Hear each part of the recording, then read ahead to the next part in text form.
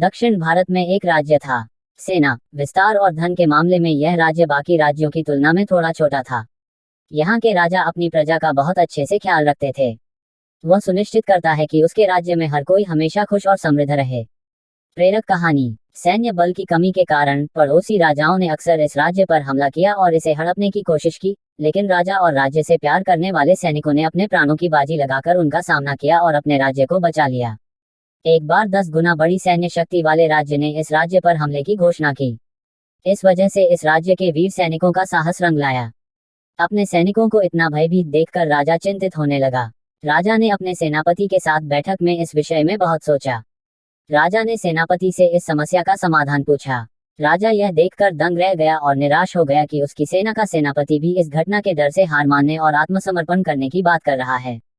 उनके अनुसार इतनी विशाल सेना का सामना कर सैनिकों की जान गंवाने से अच्छा है सामने हार मान लेना और राजा के साथ समझौता कर लेना। अपने सैनिकों और सेनापतियों के रवैये से निराश होकर राजा अपने सन्यासी गुरु के पास जाता है और उन्हें पूरी स्थिति से अवगत कराता है।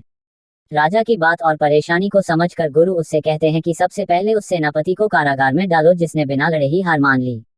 राजा ने कहा कि यदि वह ऐसा करेगा तो उसकी सेना का नेतृत्व कौन करेगा। गुरु ने कहा कि मैं भी इस राज्य में रहता हूँ और अब मुझे भी अपने राज्य का ऋण चुकाने का अवसर मिला है, इसलिए मैं सेना का नेतृत्व करने के लिए तैयार हूँ।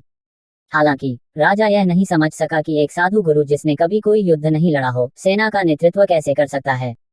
लेकिन कोई और रास्ता न देखकर राजा मान गया। गुरु अपनी हताश सेना के साथ युद्ध के लिए आगे बढ़े। चलते चलते सेना एक मंदिर के पास जा पहुंची। गुरु ने सेना को वहीं रोक दिया और कहा, तुम सब यहीं रहो, मैं इस मंदिर में जाता हूँ और भगवान से पूछता हूँ कि हम इस युद्ध को जीत पाएंगे या नहीं। अपने नए सेनापति की बात सुनकर सभी सैनिकों को अजीब लगा। कुछ सैनिकों ने उनसे पूछा कि इस मंदिर में रखी पत्थर की मूर्ति आपको हमारी हार या जीत के बारे में कैसे बताएगी।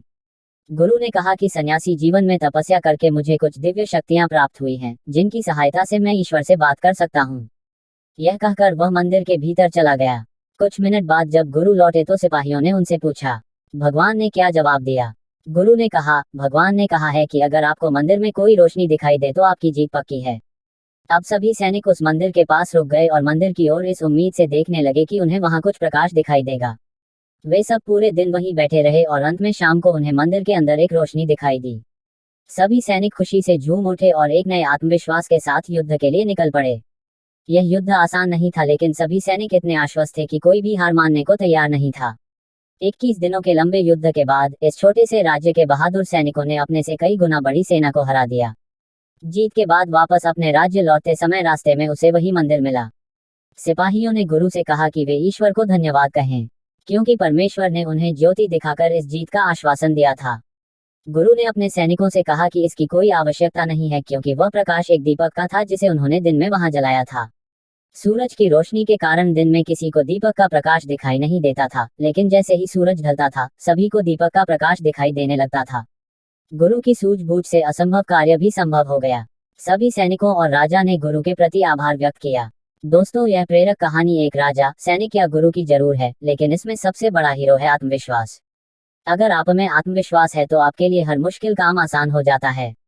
इसलिए दोस्तों, हमेशा खुद पर विश्वास बनाए रखें।